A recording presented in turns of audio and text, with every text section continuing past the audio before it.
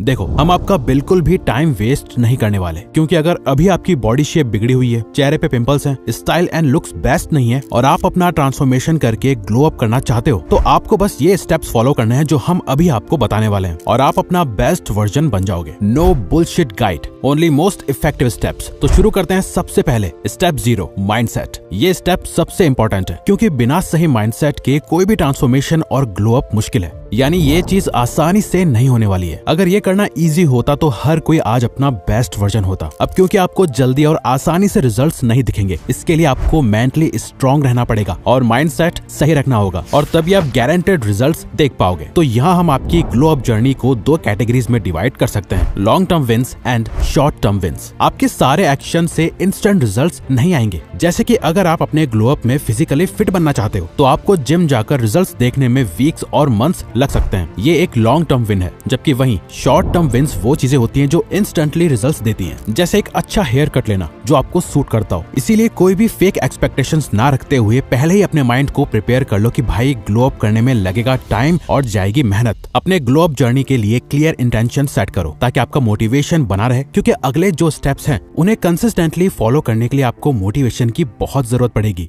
Step 1, skin glow up. अगर आपके मुंह पर भी एक्ने, पिंपल्स, टैन या पिगमेंटेशन हो रखे हैं, तो ये आपके लुक्स को काफी हद तक डिस्ट्रॉय कर सकता है। हम जो स्किन केयर रूटीन आपको बताने वाले हैं, ये आपकी 95% प्रॉब्लम्स को खत्म कर देगा। इसमें कोई भी फैंसी चीज या फिर बहुत ही महंगी चीज नहीं है। ये एकदम सिंपल और मिनिमलिस्ट रूटीन है। सबसे पहले सुबह उठकर अपना मुंह फेस वॉश से धोना है। फेस वॉश कौन सा ले, ये आप अपने स्किन कॉम्प्लेक्शन के हिसाब से डिसाइड कर सकते हो। जनरली आप कोई भी सिंपल फेस वॉश यूज कर सकते हो। इसका मेन काम बस आपकी स्किन से डर्ट और एक्सेस ऑयल को निकालना है। नेक्स्ट, आपको विटामिन सी सीरम को अपने फेस पर लगाना है। विटामिन सी आपके फेस को एक ब्राइटर लुक देगा और ये आपके स्किन टोन को भी इम्प्रूव करेगा। अगर आपको टैन हो रखा है या फिर डार्क पिगमेंटेशन है, तो विटामिन सी इसे भी फिक्स करेगा। विटामिन सी लगाने के बाद मॉइस्चराइजर लगाएं, और कहीं बाहर जाने वाले हैं तो सनस्क्रीन लगाना तो बिल्कुल भी मत भूलना। ये आपके पूरे स्किन केयर का सबसे इंपॉर्टेंट पार्ट है। अगर आप स्किन केयर में बाकी सभी चीजें मिस कर दो और सिर्फ सनस्क्रीन लगाओ, तो इससे आपको अपने फेस पे फर्क दिखना शुरू हो जाएगा। शाम के टाइम पर जब आप स्कूल, कॉलेज या जॉब से वापस आओगे, बस अपना फेस वॉश करना और फेस पे लगाना रेटिनॉल फेस सीरम, और सोने से पहले बस अपना फेस वॉश करके मॉइस्चराइजर लगा लेना और बस सो जाना। ये होगा आपका डेली स्किन केयर रूटीन जो आपको हर रोज फॉलो करना रहेगा। It is quite easy and affordable. अब प्रो टिप है, स्किन केयर के साथ साथ आपको दिन का 3.5 से 4 लीटर पानी पीना है। इससे आपकी स्किन मॉइस्ट लगेगी और ये आपको एक हेल्दी लुक देगा। Step 2,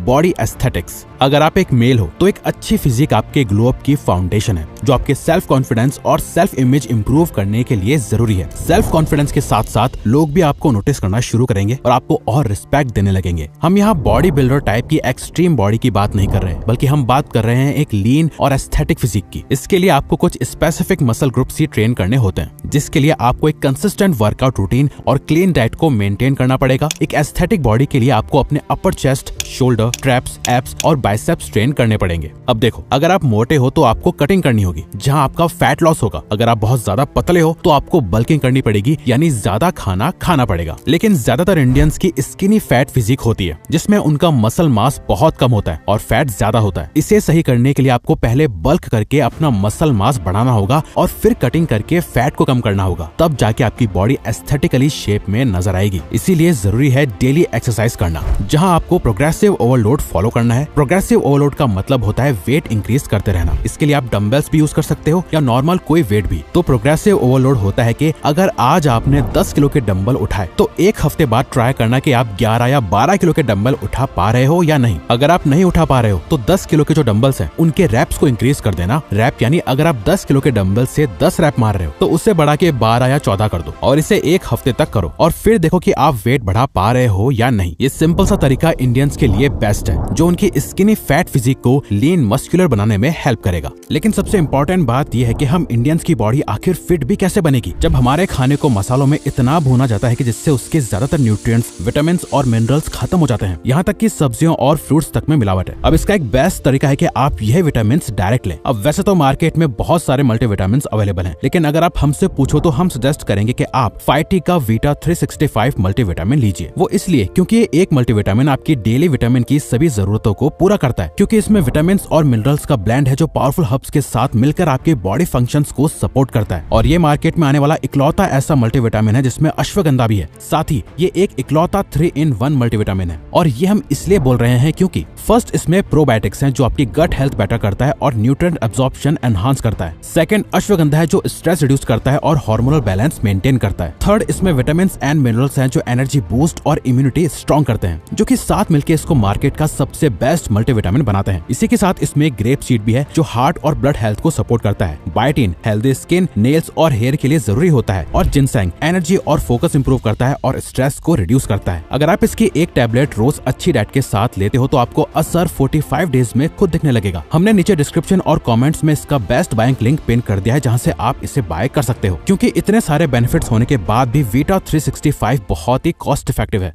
step 3, looks and style. अब आते हैं आपके स्टाइल पर। आपके ऊपर क्या अच्छा लगता है और क्या नहीं, ये आपकी बॉडी टाइप, स्किन कॉम्प्लेक्सिटी और पर्सनैलिटी पे डिपेंड करता है। अगर आपकी पर्सनैलिटी एक काम और पीस माइंडेड पर्सन वाली है, रणबीर कपूर जैसे, और आप एक रंग बिरंगे अतरंगी कपड़े पहनने लगो रणवीर सिंह जैसे, तो ये दोनों चीजें मैच नहीं होंगी। हर पर्सन का स्टाइल उसकी पर्सनैलिटी को ही दिखाता है। डिफरेंट स्टाइल्स एक्सप्लोर करें और देखें कौन सा आपको सबसे ज्यादा सूट करता है, चाहे मिनिमलिस्ट, ओल्ड मनी या एजी। आपकी स्टाइल आपकी पर्सनैलिटी को रिफ्लेक्ट करना चाहिए। अब हम आपको एक सीक्रेट बताते हैं कि अपने आप को स्टाइल कैसे करना है। देखो, सबसे पहले रैंडमली जाके कुछ भी शॉपिंग करना बंद करो। जो पसंद आ रहा है वो खरीदने से अच्छा है पहले अपनी एक आउटफिट सोचो। पिंटरेस्ट से या इधर उधर से थोड़ी इंस्पिरेशन लो और कलर थीम सोचो कि क्या वो आपकी स्किन पे अच्छा लगेगा भी या नहीं। टॉप वेयर से शूज तक उस आउटफिट की हर एक चीज की एक लिस्ट बनाओ और फिर जाके उसे खरीदो। ऐसे आप 99% लोगों से ज्यादा अच्छे दिखोगे, क्योंकि आपने रैंडमली कुछ भी नहीं पहना है, बल्कि बहुत सोच समझ कर अपनी आउटफिट क्रिएट करिए। ये आपको ज्यादा स्टाइलिश बनाएगा और आपके लुक्स को और ज्यादा एनहांस करेगा। जरूरी नहीं है कि आप महंगा ही कुछ पहनो, आप सस्ता भी पहनो लेकिन सही पहनो। सिर्फ एक सस्ती ब्लैक टी शर्ट और ब्लू जीन्स में भी लोग अच्छे लगते हैं अगर उनकी पर्सनैलिटी सही हो और उन्होंने अपना ग्लो अप कर लिया हो तो। ऑल्सो आप एक्सेसरीज भी पहनना स्टार्ट करो जो चीप न लगे,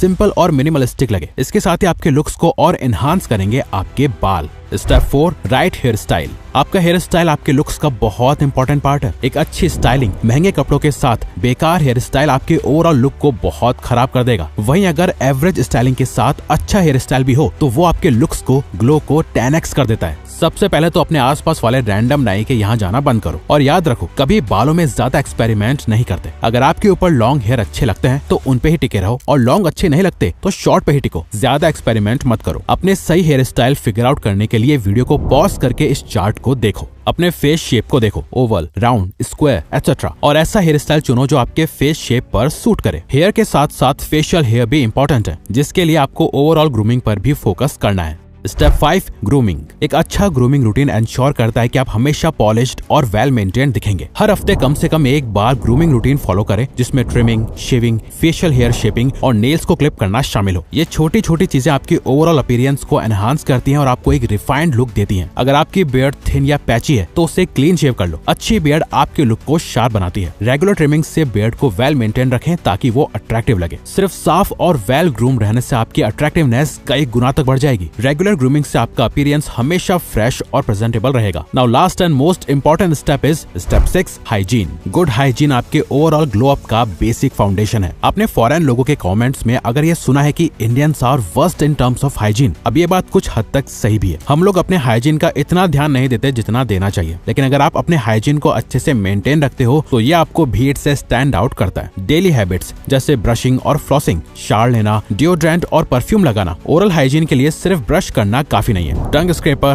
फ्लॉस और माउथ रिंस का इस्तेमाल करें ताकि फ्रेश ब्रेथ बनी रहे। लोगों के आपके पास आने पर गंदी स्मेल नहीं आनी चाहिए। ड्राई लिप्स से बचने के लिए हमेशा अपना टूथब्रश यूज करते हुए ड्राई स्किन को ब्रश करें, फिर मॉइस्चराइजर लगाएं और एक्वाफर या वैसलीन से सील करें। तो अगर आपको ये वीडियो अच्छी लगी तो वीडियो को लाइक और चैनल को सब्सक्राइब करके हमें सपोर्ट करें और बेल नोटिफिकेशन ऑन कर लीजिएगा ताकि आप आने वाली वीडियोस मिस ना कर पाओ। Thank you for watching.